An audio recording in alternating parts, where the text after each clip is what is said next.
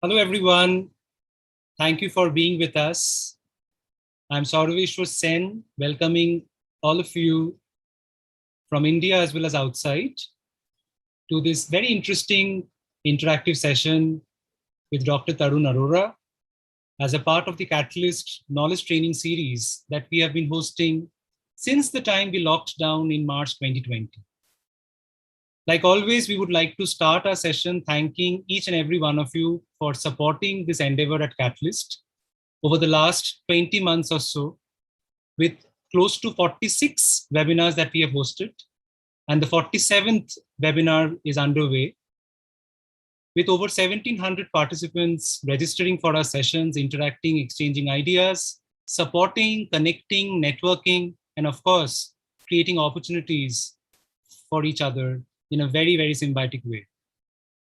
At Catalyst, since 2011, our focus has been pretty similar, trying to create more balance in our social systems by training, guiding, mentoring young minds, passing out of schools, colleges, universities, about the opportunities that lay untapped in the development sector.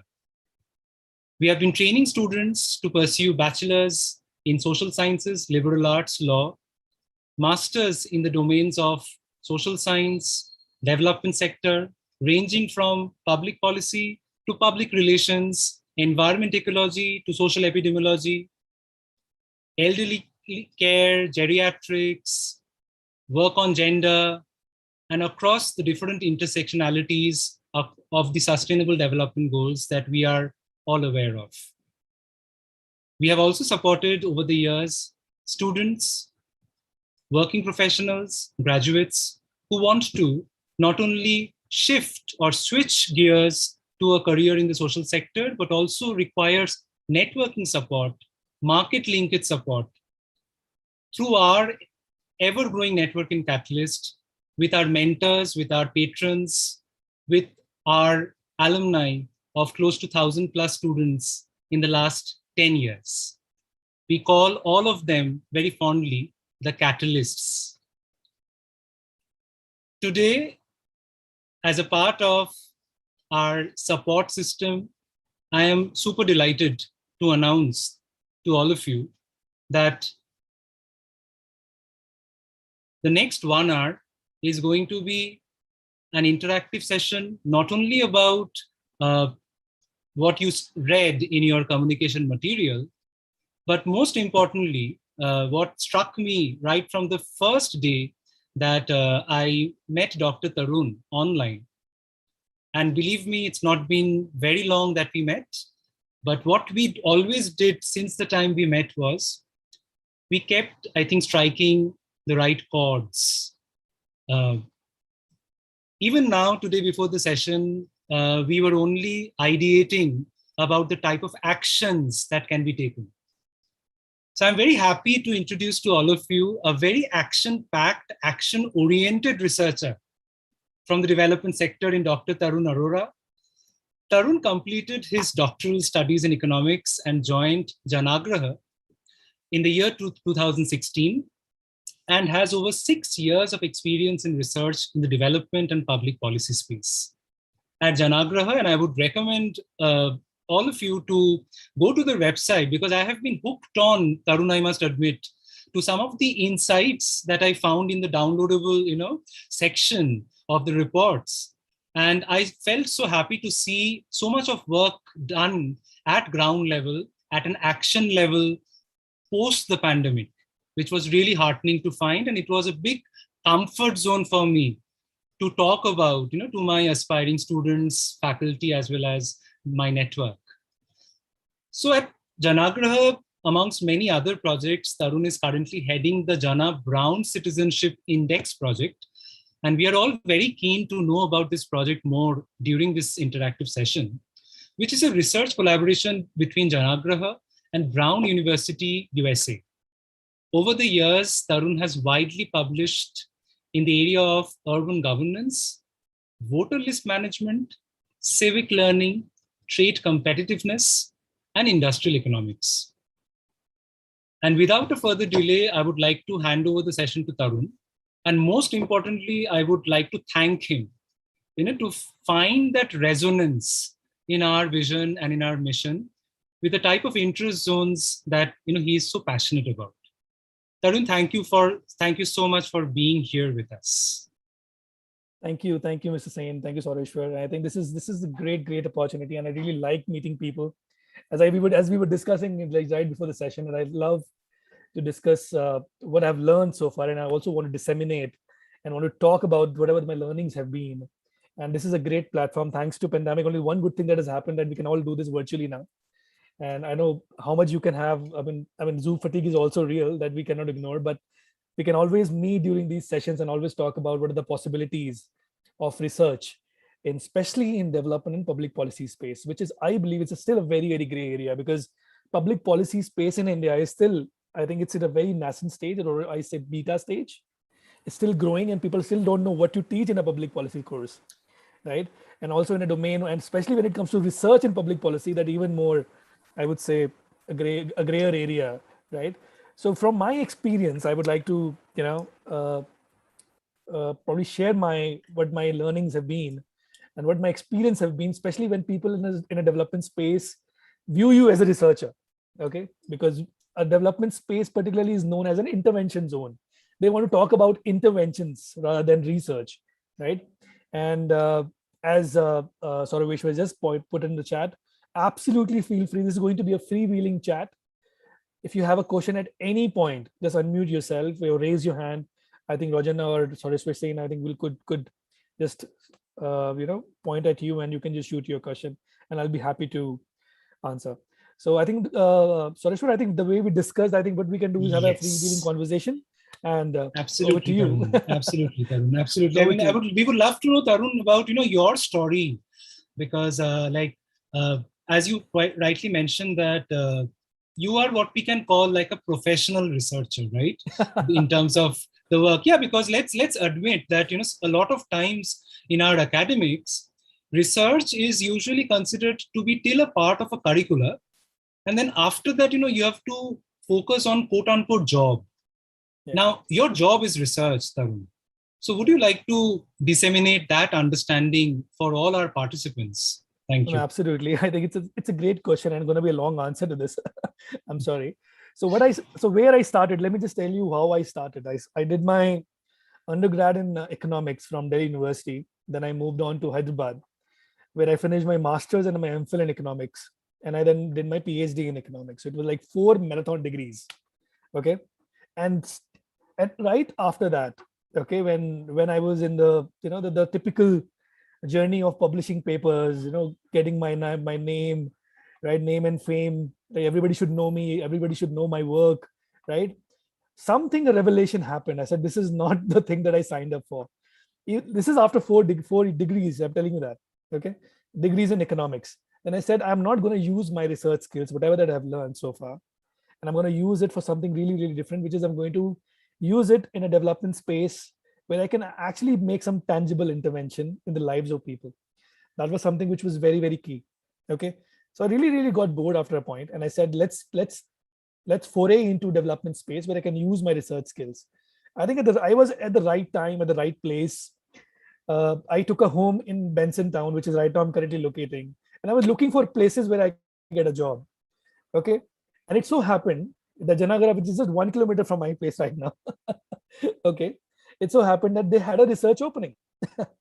Okay. And when I went there,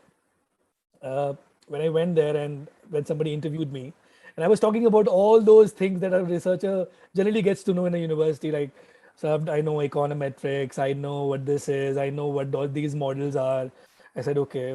So do you know how? They said, do you know how to apply these in an intervention? That's where I was completely zapped. Okay, all these theories that I've learned, I've never been on the field, and I've actually applied this knowledge on the field or on the ground or for an intervention.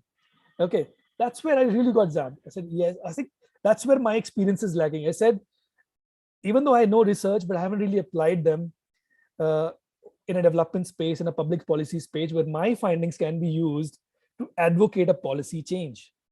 That has never happened. Okay. So that's where, of course, my research has around their policy recommendations, but who is taking those policy recommendations?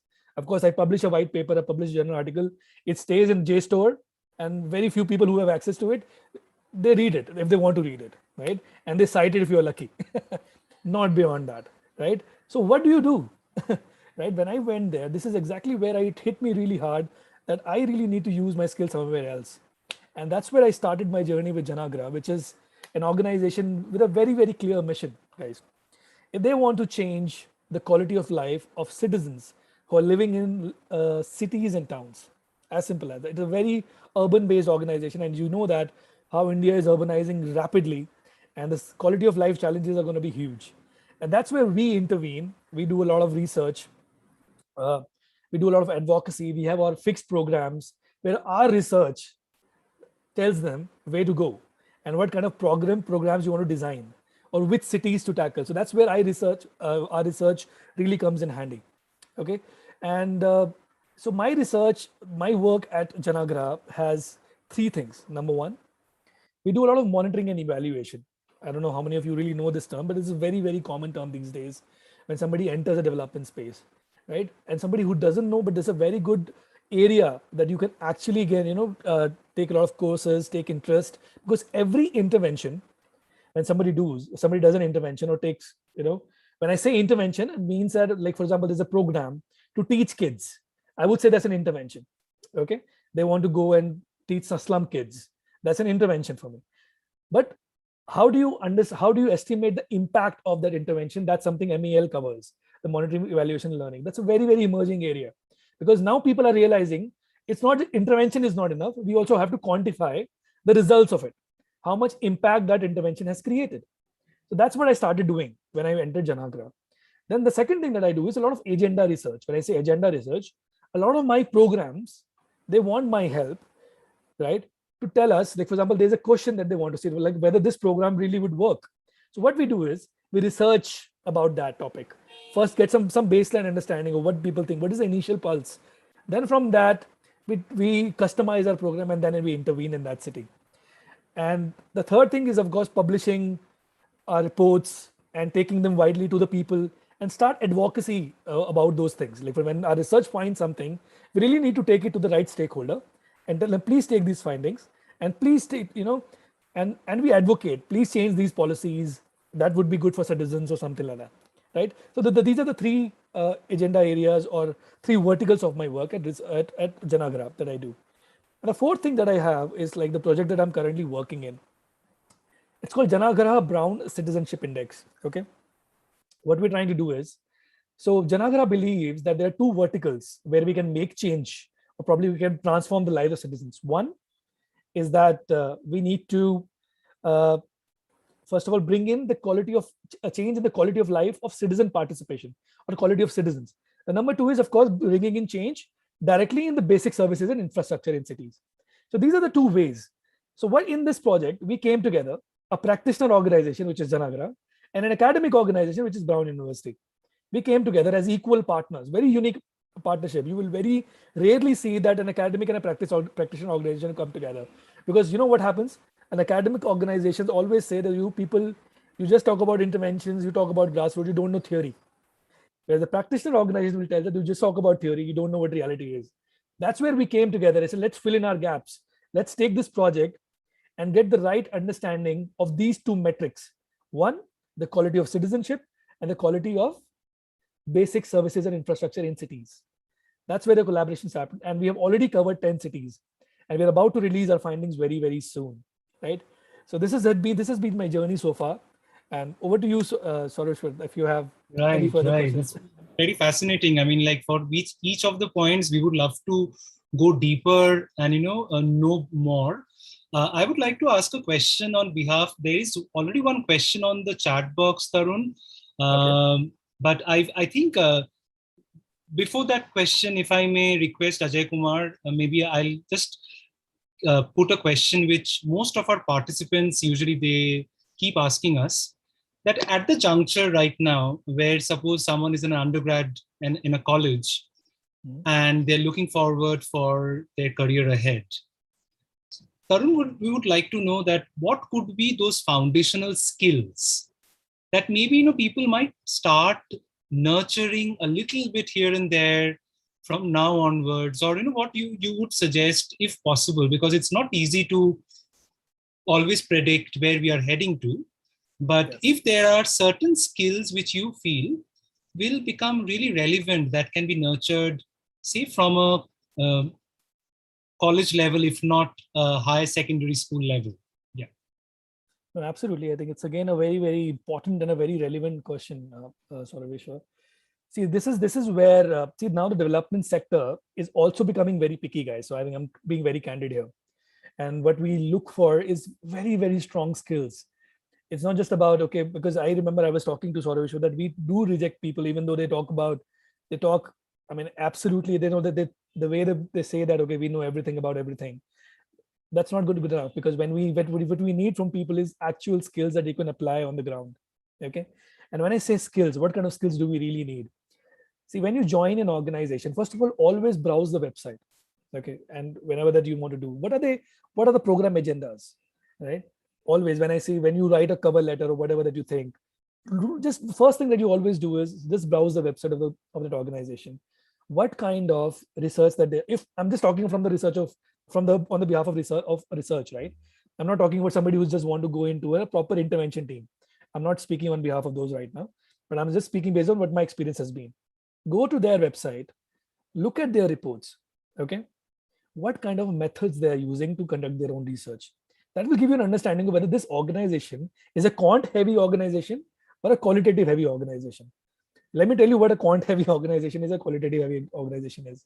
A qualitative heavy organization would be that they want to, do a lot of research based on focus group discussions, interviews, in-depth interviews, open questions, right? Which are not very structured. Okay. They want to go deep into things. Okay. And not something which like they use a lot of narratives, verbatims to get the thematic analysis done.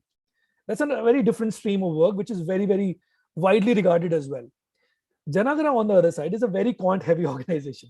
I won't say, okay, what we do is we do a lot of work with data, a lot of numbers, number crunching, softwares, right? What we use, right? For example, right now, what I'm doing a work for an organization, what we're doing is using a lot of data, which is a government data source, which is called NSSO. A lot of economists here would know what NSSO is. It's called National Sample Survey Office, where they have a data set which publish once in 5 years, and so it's a huge data set, like 5 to 6 lakh observations. Okay, and I'm churning that right now because that's required. So when I say skills, which is required in terms of quant heavy organization, start with something which is very basic as Excel. Okay, Excel is a very underrated software. Trust me, a lot of things can be done on Excel. Don't underestimate the power of Excel, because there's a lot of work can be done there itself. Okay, so start with Excel. Very basic skills. I'm telling you right now. I can tell you the few functions that you would need in your daily day-to-day life that you would when you enter a development space. If functions, VLOOKUPs, pivot tables. Write down, if you can write these things. These are something which are really, really required. And trust me, many people don't know this. They will just write there in the CVs, we know Excel. When I take a test of these guys on these things, they miserably fail because they haven't heard of these terms before. Okay. So that's what I'm trying to start with, these basic things of Excel. If you have been economist, of course, you're already exposed to softwares like SPSS, Stata, all these things you're already probably exposed. Start working on these. But the most important thing that you would require is take a data set and start applying these things. Because unless you practice these things, you will forget. Okay. Unless you, so like if you've done this today, 1 month later, you will completely zoned out. Like, what just happened? I'm not able to apply these commands back. So keep practicing these. Right now, again, apart from these software, there's another thing which is very, very picking up very fastly. It's called data mining and what you call machine learning and all those, which call R and Python. Trust me, if you can just learn one language, I'm not telling you that, okay, just to do everything, pick up Python, pick up R, very basic. Start with that. Because you know why people they want people using R and Python? Because they're open source softwares. They're available for free, right? When somebody knows R or Python and he gets employed, then the company doesn't have to invest on softwares like Stata and SPSS. They can use them, right? And they do the same analysis on R or Python. So you just use these. If you have one language, you will have an upper hand on many other people. So start focusing on these skills as well quickly before you start thinking of, because that's something which you can start building at the undergrad level itself. This is not something I'm telling you that, okay, this is something that you require only after master or something, because these are very basic things that you can start picking up just few hours in a week. That's something you can start brushing your skills on, right? So that's something which I always look forward to. And the second thing is that about clarity of things, clarity of concepts. When you talk about, okay, when I've done a research on this and this, what was your causality? How did you pick your variables? What was your hypothesis? What were your results? You should be able to talk about these things in a very clear manner. I'm not talking about to tell me what your R square is, what your significance is. I'm not talking about these things in a very clear sense. That whether this is, for example, in JBCI, we have a very clear hypothesis. We have a hypothesis which says that, like, for example, we create two indices, which we call the quality of citizenship index and a basic service delivery index. And somebody says, what is this project hypothesis? I simply say that we want to test whether in cities where the quality of practice of citizenship is high, whether they are able to get better services from the state or not. As simple as that. We want to test that. So based on that, you have a very, very clear metrics, very clear dependent and an independent variable. That way you should be able to very clearly tell this was my project and this was my hypothesis and I was able to prove or disprove it. Simple. So clarity of concepts is something which is again very, very important, right? So keep building these things when you want to come into development space. And another thing which I just spoke about, research methods, very, very important. Okay, experimental research. When I say this is something which is very, very importantly used in monitoring and evaluation. You have methods very, very clearly. You have very clear methods which you can use, like a target group, control group, getting a baseline study done, endline study done.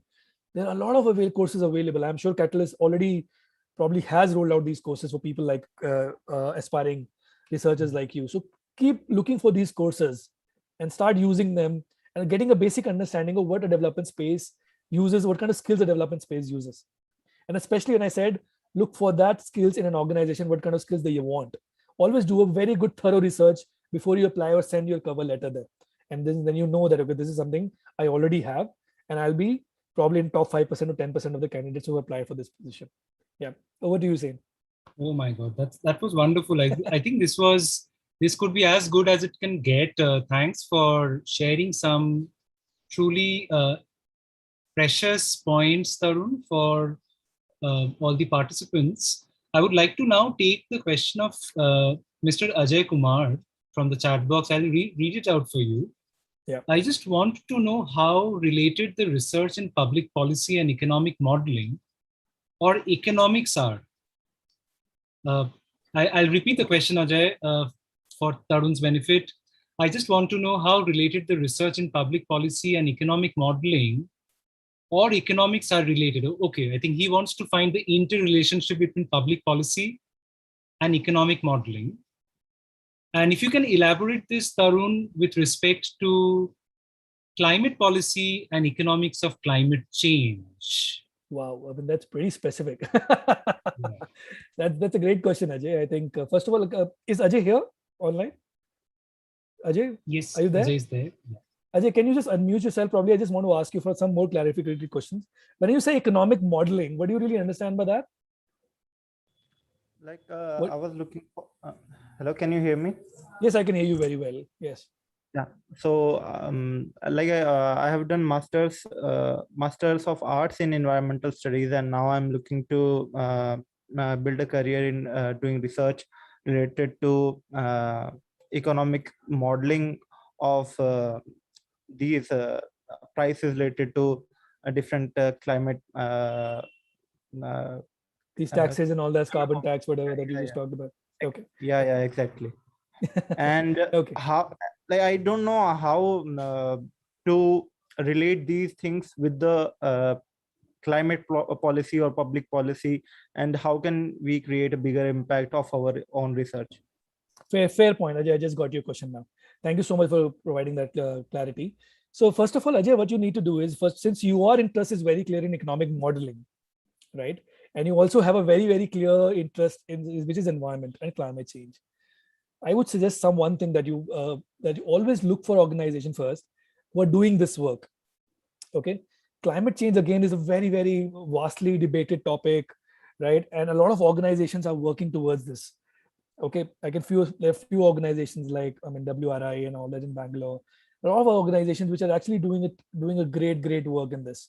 Okay, so what you can do is look for these organizations first of all, and I don't know whether there is a clear, resonance in terms of the method that you use as economic modeling, because a lot of them don't really require a lot of econometric analysis and economic modeling, which you just suggested, right? Unless it is a very specific project where they're using this particular method, and right. So just see what I did when I started applying for organizations initially. I made a list of organizations which suits my interest, right? The kind of areas that I want to work in. As simple. Urban was on top, that I really wanted to make a change in urban. Urban was there, climate change was there, right? All these organizations were there. I really, like, for example, I never wanted to work in a rural space. Okay. There are a lot of people who want to work in a rural space. They want to tackle the issues which are applicable to rural domain. I never wanted to go into those areas. So make a list of those organizations which you think that are actually working on climate change related issues, environmental related issues. Then I again said what kind of methods they usually use. Okay, if they use like the methods which you just suggested, they're hardcore into econometrics, data driven, quantitative heavy organization. I think that's where you should apply. And that's something which is again, customize your cover letter application based on what you really probably want to use your skills for. So that's something which you always can do before starting applying for this. Yeah. And I hope I answered your question. Yeah. Yeah. Hello. Yeah, Ajay, go Yeah, ahead. I just want to carry on this your response. Go ahead. Yeah, I was trying to apply these kind of organizations, but the main thing is they ask for experience from the freshers, and main thing that I got trouble is from the space that these softwares that you mentioned, the SPSS, R, and Excel, and these kind of knowledge we don't gain from usual university courses that we have done. So how to master these softwares and tools, and how can we use them in our own models at start, and like and then definitely apply to further organizations. Fantastic. I think it's $1 million question. Like, if you don't have experience, or like, then why will the organizations hire you? Trust me, I can tell you one thing. If you have skills, we will recognize those. One meeting is enough to recognize those skills that the person has it or not. Now, these days, one organization I remember applied. I'll tell you what my experience was. I applied to this organization, and they called me to their office for 2 days. This was a very different recruitment process. They said, we don't believe in your cover letters. We don't believe in whatever. You just told me these skills that you have. Come to our organization, work with us for 2 days with the same team, right? And that's where they said, okay, these are the tasks that we're actually doing right now. How can you add value to these tasks? I mean, they started treating me from the day one that I'm an employee of this company. Okay, this was an amazing process. Okay, and they said, okay, this is what you can do. This is what I think we are doing a questionnaire right now. Okay, and please help us. How can you help us in just improving that particular questionnaire and all that? I was like, wow, this is amazing work. But it was, I don't know what happened, but probably I didn't just want to never, because it was a different state altogether. I never wanted to join that organization later. But this is one way of how people are now actually trying to understand how skillful you are, right? And they're taking skills very, very seriously, right? So what I said, so on your second question, Ajay, that how will you develop those skills?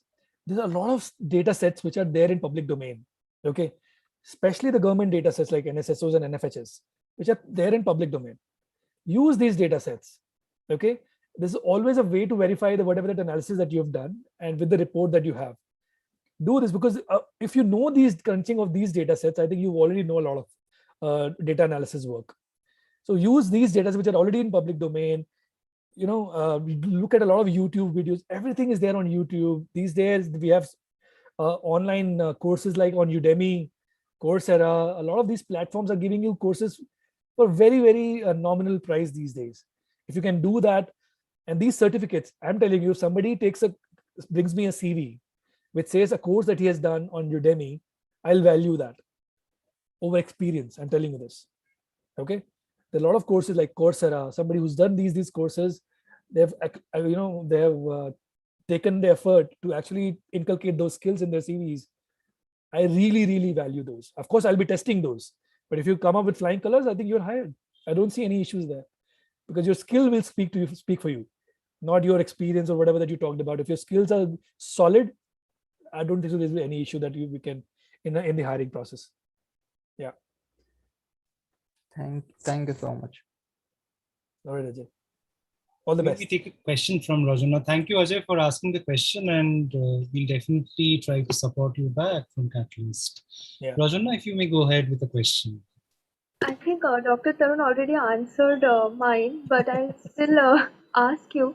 So, for students who have a degree in Masters in Social Work and then they go ahead to get a doctorate in social welfare, how do you think that can contribute to an organization like Janaagraha, which is, so much involved with economics and developmental sector, whereas social work is slightly a little different, where you have skills, but maybe not so typically economic kind, but the ground level work builds into one's career. So that's a great question, Rajana. Okay, let me answer this with one statement.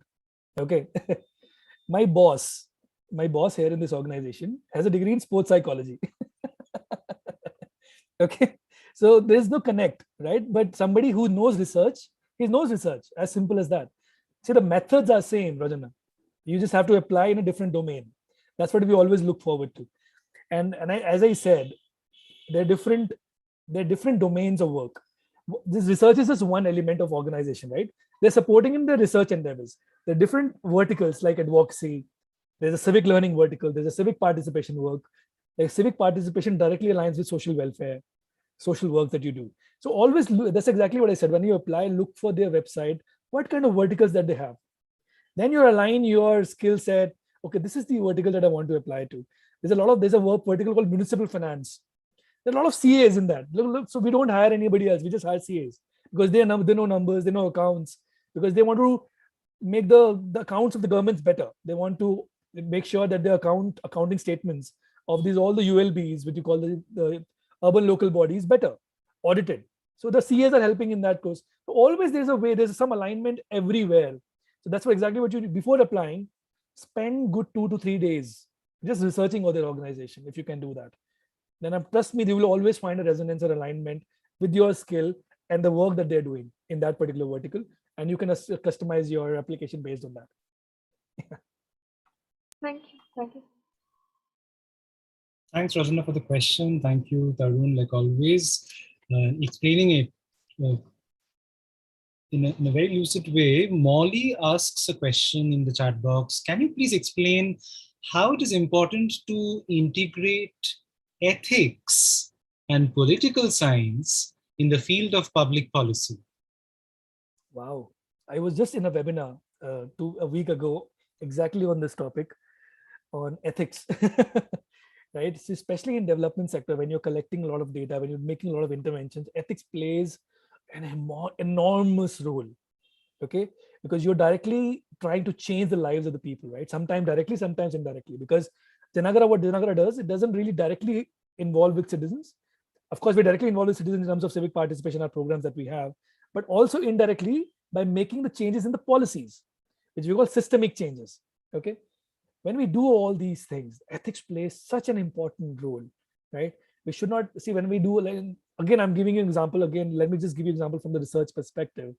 When we do a lot of research, especially when the quality of citizenship, all these things are very political science concepts, practice of citizenship, right? And all those things, because the professor that is working with us from the Brown University is a political scientist. Okay.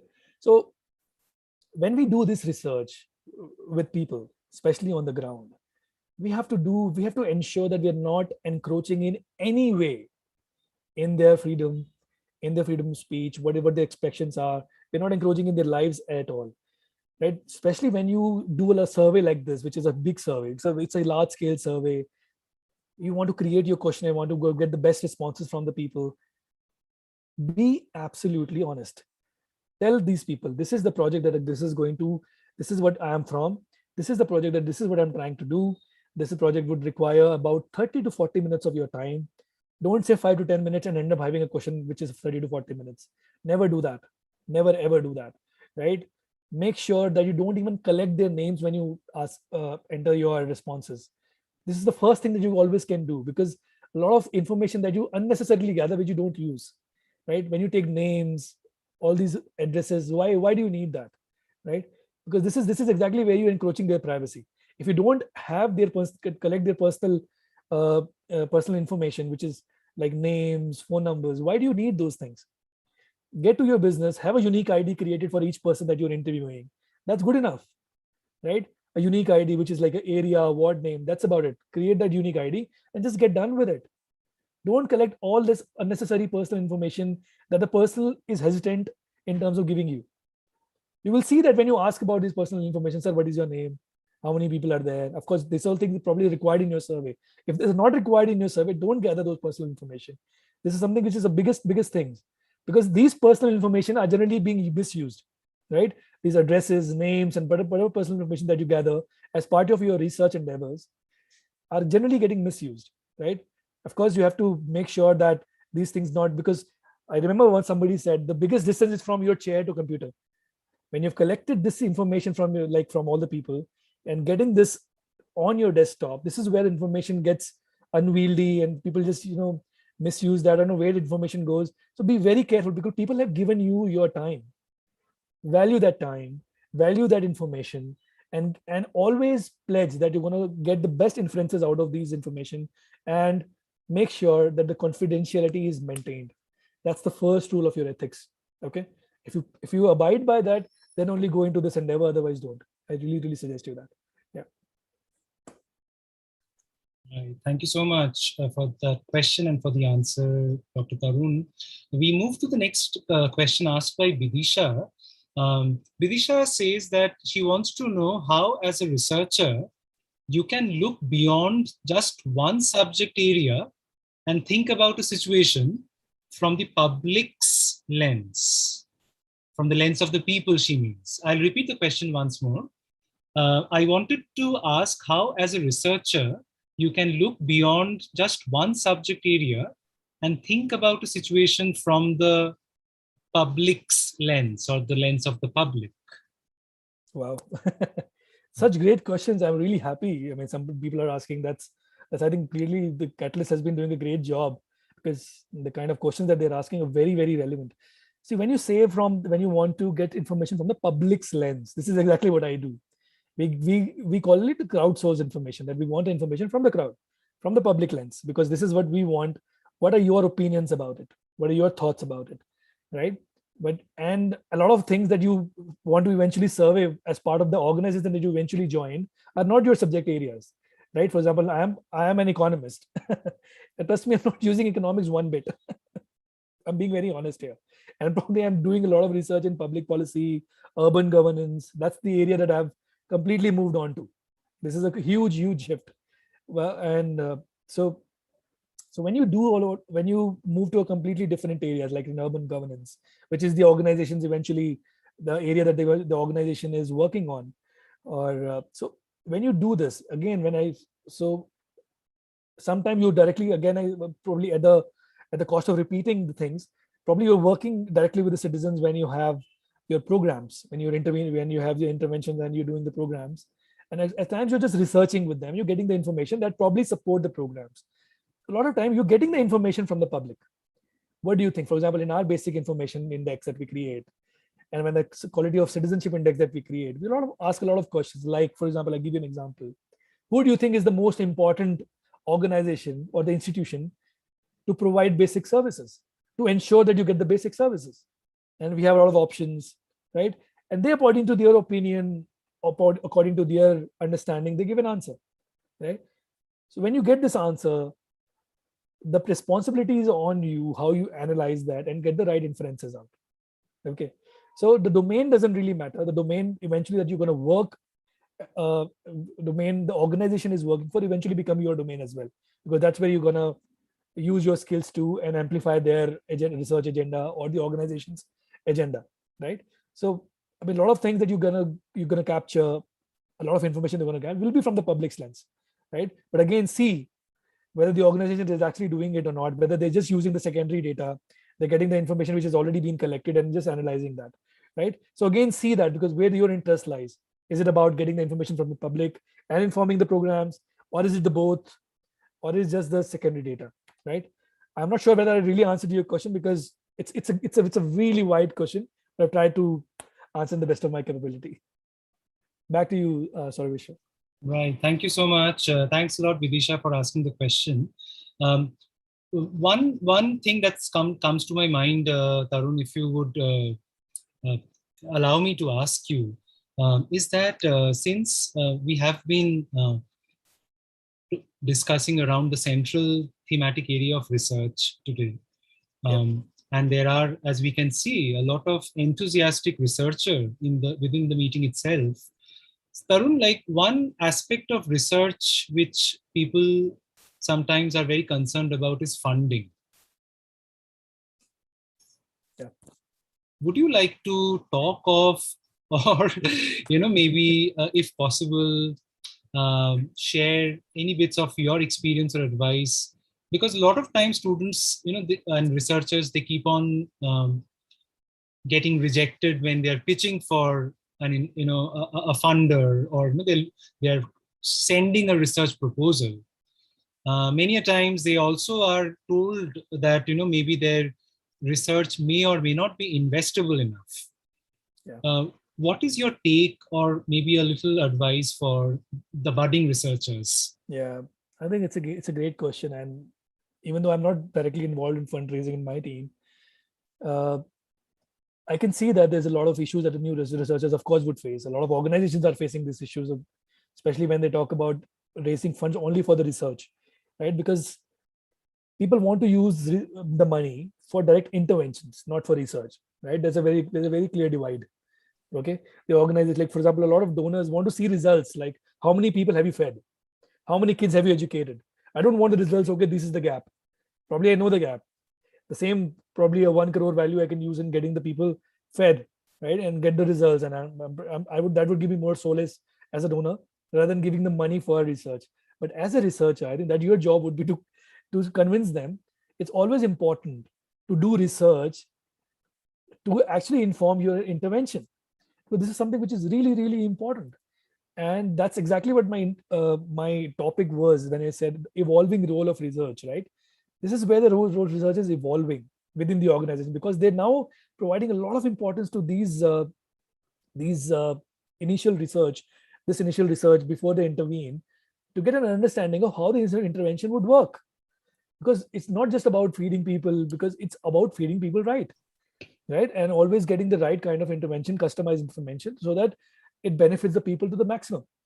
And eventually, if you have an intervention which doesn't have the kind of impact that you wanted, the money will get wasted, right? So it's always very, very important to convince your donors that unless I research, I want to make sure, unless I research, my intervention will not do justice to the money that you've given me or you're going to give me, right? So this is your role. Also, one more advice I can give you is that a lot of donors have their thematic areas where they want to focus on every year. Okay, I can tell you about Asia Foundation, Ford Foundation, Bill and Melinda Gates Foundation. All these donors, they have their thematic areas. They put it on your website. Okay, this is going to be my thematic area for this year. So if you want money, if you want to raise money for your own research project, you have to align your research projects to their thematic areas. As simple as that. Sometimes they're very, very clear about your thematic areas. Okay, this is what we need. This is the country. This is the state, and all these things. Sometimes they're very clear about these things. So of course, it's about takes effort in researching those thematic areas, building an understanding of those thematic areas. If you don't have that skill set, you don't have a specialized knowledge about that thematic area, bring on board somebody who has it. A lot of time, that person that you bring on board will be able to help you in getting this proposal right. Okay. So sometimes, don't do it alone. Pitch it as a consortium of people. 4 or 5 people who have those skill set as a consortium, as a team. If you bid, I think there's a higher chance of getting that funding. That's what my initial thoughts are. Well, thank you. I think a research collective would Absolutely. do pretty well aligned to the requirement. Thanks a lot, Tarun. We have a question from Minhaj. Minhaj asks that how can I make my research work reach out to the level of contributing in policy formation and economic development of the country other than joining organizations? Wow, fantastic question, Minaj. Right. So this is exactly what my worry was when I was in academia, right?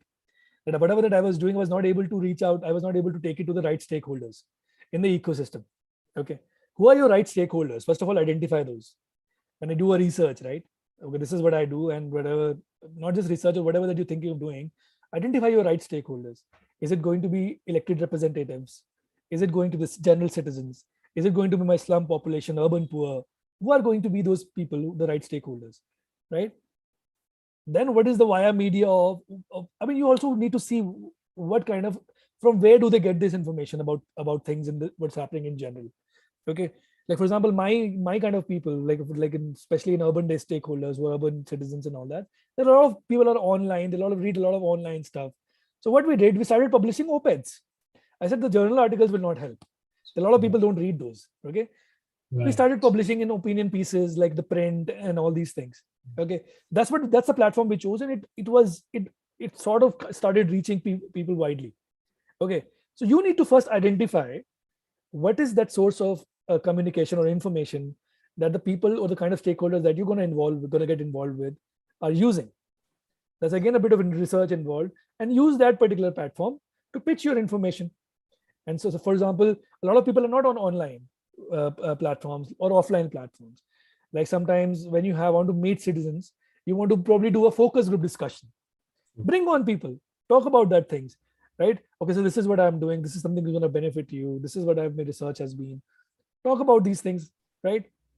Like for example, in our urban setup, we have urban ward committees, right? Where a lot of people, citizens, they meet their corporators, councillors. During those ward committee meetings, they talk about their grievances, right? That's one area that we can always pitch about citizen participation as something that we hold very dear, right? Okay, this is how it should be. When we just observe how's happening, and we bring in our intervention, how this can be done better, right? So always find out the way or the channel that you can communicate better to that particular right stakeholder. If you want to meet the elected representatives, you have to find probably a different way. If you want to meet the government administrative stakeholders, like government people, probably you have to find a different way. You probably meet them, invite them somewhere. But these days, honestly, you have Zooms. A lot of things have become a lot easier, right? You can do a lot of that. Yeah. So make use of this online virtual platform as much as you can. That's very true. I mean, it's even like virtual FGDs that can be done. Yeah.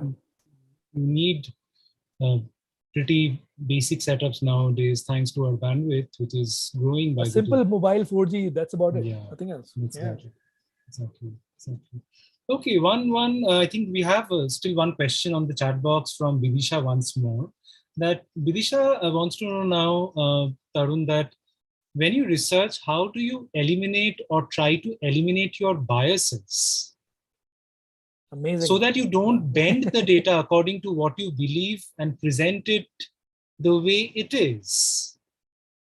Fantastic. It's a very, I think, something which when somebody who's trying to research, there are a lot of unconscious and conscious biases that you, of course, face with. Exactly. I think Bidisha possibly refers to the conscious bias, if not the unconscious. Up to you, Tarun. Yeah.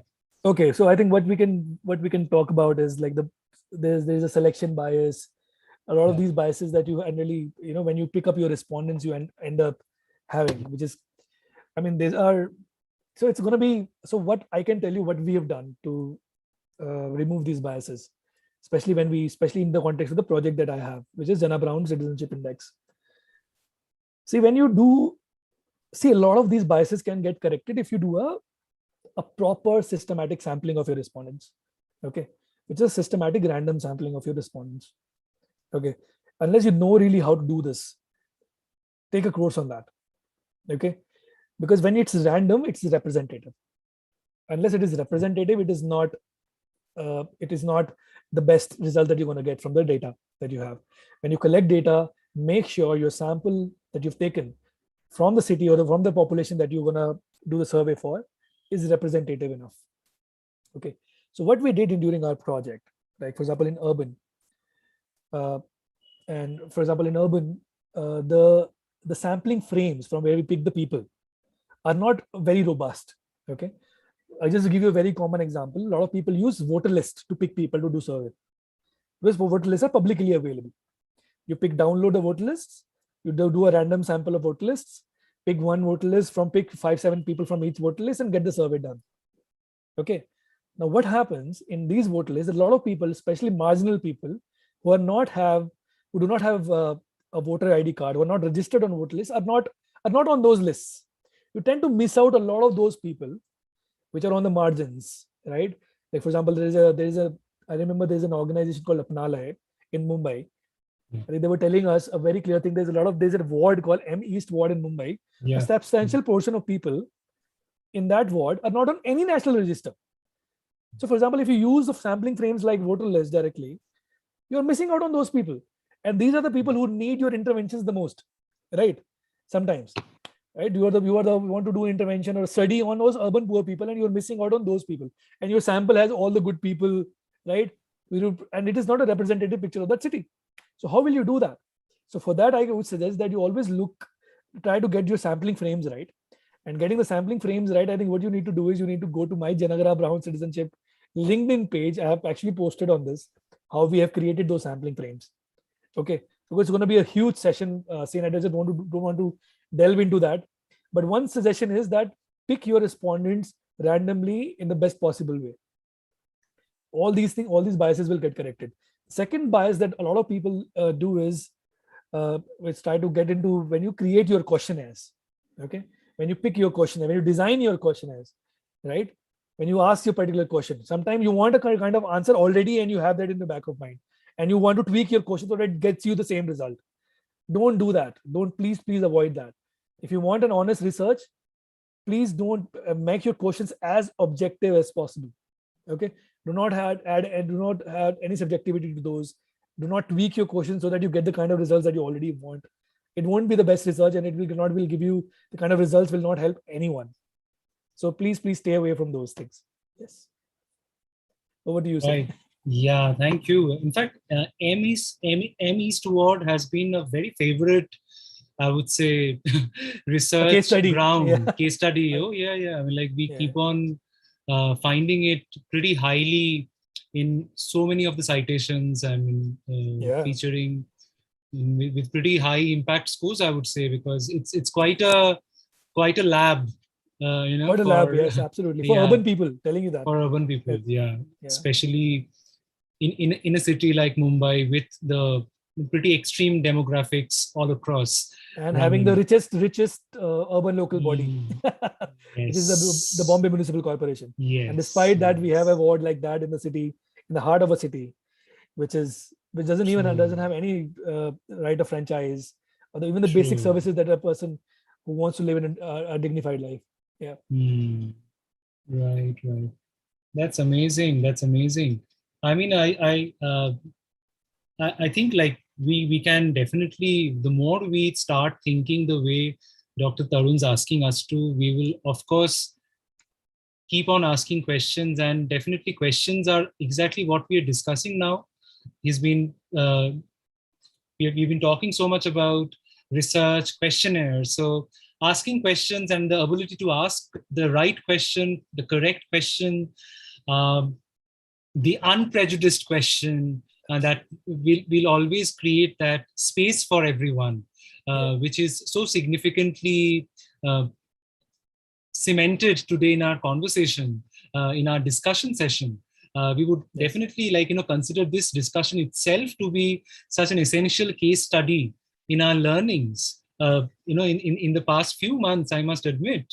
And what I would like to just know from Dr. Tarun, I know that you have been talking, and of course very passionately. I would just like to understand that the pandemic, which is part of our reality, and the opportunities that we spoke of as a researcher, as a budding researcher, professional researcher, the way one would like to present one's own self. Yeah. How do you envisage, Dr. Tarun, the days ahead? With the impact that the pandemic has created, and what could be the ripple effect? Let's talk in favor of research that you can envisage. Thanks. Right. I think it's a very, very vital question, especially in the current context. As you just said, the pandemic has actually, I mean, we never knew that things would, because, okay, let me tell you again from my research perspective what happened. We were supposed to go on the field in January 2020 for the 7 cities that we wanted to survey. Yeah. We did the first 2 cities as just the first round of focus group discussions, and the survey got stopped. And when the survey got stopped, right, a lot of information that we wanted to even sample our citizens we were supposed to gather by meeting the people in person, like, for example, the government authorities. So what did we do? We had to innovate. Okay. A lot of times we have to innovate in our methods, right? For example, when we want to classify our wards into Muslim and non-Muslim wards, a lot of times we want the information from the government officials themselves because it's not available at a city level. Okay. So now what do? So we had to innovate. We had to use the QGIS softwares, something like that, so that we can do at the desks and also get the same kind of results. So all these methods, and especially the data collection methods and data sampling methods, we had to completely find a different and alternate approach. Okay, if we're not able to go on the field, we're not able to get all the information that we really wanted to sample our citizens, then what are we going to do? Then we started sitting back, give a lot of thought to it, right? And finally, we were able to do that. Now, the second thing that we took a very conscious call that we're not going to do a survey when the pandemic isn't there, because we do get a lot of these short windows of 2 to 3 months, right? Yeah. When the cases are dipped and all that, we're going to meet citizens and all that. There's a possibility. But when you do this, there's always a possibility that your response are COVID loaded, right? The pandemic, the context of pandemic is always there in your responses. So always do a survey when there's a certain set of normalcy is already prevailed. Then only you will get your responses, which is devoid of the pandemic kind of a situation. So always run your surveys when there's a certain set of normalcy, especially when you do a social science research projects like basic services, citizenship and all that, right? Because when you talk about who do you think your corporate is doing a great job? I mean, before pandemic, he was not to be seen. And suddenly during the pandemic, he's given one ration packet. He's done a great job, right? I mean, your responses are going to show exactly the same results, that the corporate is doing great job. So always have these things. Wait for the right opportunity to, unleash your surveys, right? So don't do it in a hurry. Wait for some time. You can always tell your boss, this is not the right time. Let's wait for some time. Let's wait, because we were waiting for good 1.5 years. He said, let's not do this right now. It's not right. Because when you have such a high investment, right? When you have such a high investment, you want to get it right. And when you're doing the research, just to make sure that the data, because there's a research gap, the urban data is not good enough. When you're collecting the urban data, which is going to replace, which is not so good, and eventually you're getting the data, which is also not good, what's the point of doing that research, right? So get this thing right. Wait, do a lot of back-end work, desk-based work, then only go, because we just want to go on the field, speak to citizens, get these surveys done, honestly, because a lot of people don't look at those technicalities that you really need to see before you hit the field. So spend some time on this, good 1 month, 2 months before that. Is your questionnaire right? As I said, is all the information there or not, right? Is your methods right now? Because a lot of people will not even open doors for you, right? Because when you talk to respondents, they will not open doors for you. What is the right method, right? Think, probably get yourself double jabbed, make sure that you're going to convince these people, okay, that, sir, I'm absolutely safe. We can talk about it in open air, right? Where you are comfortable. We can maintain a social distancing. We can do that. Or we can do it on a call. You just give me a number and probably I can call you from somewhere else.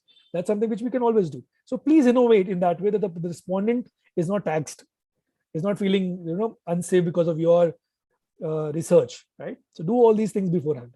I would suggest that. Yeah. Wow. I mean, we wish that time went away a little slowly, and we could, kind of control it. But yes, it has its own pace. And as Dr. Tarun mentions that, we have to adjust and adapt in our techniques and in our approach. Patience is a key virtue, which he definitely highlights, if I could read between the lines. Absolutely. Letting time also heal is also, a part of the deal, for sure. Sucharita, I think in the participants also talks about a similar tweaking that she did. Sucharita, if it's not very confidential, just to wrap up the session, will you be able to share what change you made? Is that feasible for you? Sure, sir. So my project was primarily what the Garyahat vendors think about the new policy that is going to be implemented, like the licensing policy for new vendors policy, that is. So people were, when I went to the field, people were too distressed and they'd given up on everything, and they were too tired to think of the future. So the answers I was getting were very half-hearted. So Yeah. I had to tweak my questions a bit. I have to ask them about like what they did during the pandemic, how has it affected them now, and then slowly go into the future. So I had Yeah. to make sure I talk about the past before I go into the future. So I couldn't just go there and start talking about something which is totally irrelevant. So yeah, that's what. Fantastic. Fantastic. Mm. Thank you. Wonderful. Thank you, Sucharita, for that anecdote of your experience. And Dr. Tarun, we can't thank you enough for My pleasure. the support that you provided to all of us with your uh, precious experience from the field. We are happy that we could get this session through and share the experiences from the domain of research with our participants. And we will definitely be following up with this session, after the session, with a feedback form. Thanks to all the inspiration about questionnaires that you shared with us, definitely. And we will certainly be putting a much more extra effort in framing the questions also, because I think that's where we are all so much to the adaptability of refining our work, right? How Yes. we contribute back to our own space as well as to someone else's space that we are sharing with, right? Absolutely. Absolutely. Let's get our feedback forms right. Absolutely. Yeah. No, absolutely. I think it's been an honor. I think it's a great discussion. And I think the kind of questions that were raised, I mean, fantastic, guys. I think this is exactly the kind of questions that thrills me, and I really want to share my experience on. I hope I was able to do some justice to those questions, and so I was really honest. I was really, the time just flew, and it was a great discussion. I'm looking forward to one more session with you guys sometimes, especially only on JBCI methodology. If we can do sometime later, that would be a great addition to you guys. So there you go. The second session has already been officially announced, and we will definitely work it out for all of you. Thank you so much, Dr. Tarun. This has been such a pleasure, such an honor, and great opportunity for everyone to learn. Participants, thank you again for your wonderful questions which have definitely set a great level of energy within all of us, rejuvenated, I must say, our Saturday evening, right? And we look forward, with a lot of gusto and with a lot of, more revitalized energy to take up our assignments ahead. Thank you so much Absolutely. again for Thank your you. participation. Thanks a lot for your support. Stay with us. Stay safe. As Dr. Tarun mentioned, let also time, let you do what you want to, and do keep following us with our work and sharing your feedback so we can support you back to sustain all of our days ahead. From all of us in Catalyst, me, Saurvishwar, Rajonna, and Sucharita, thank you so much, everyone. And thanks a lot once more, Dr. Tarun. Bye-bye. Thank you so much. Bye-bye. Have a good day. Bye.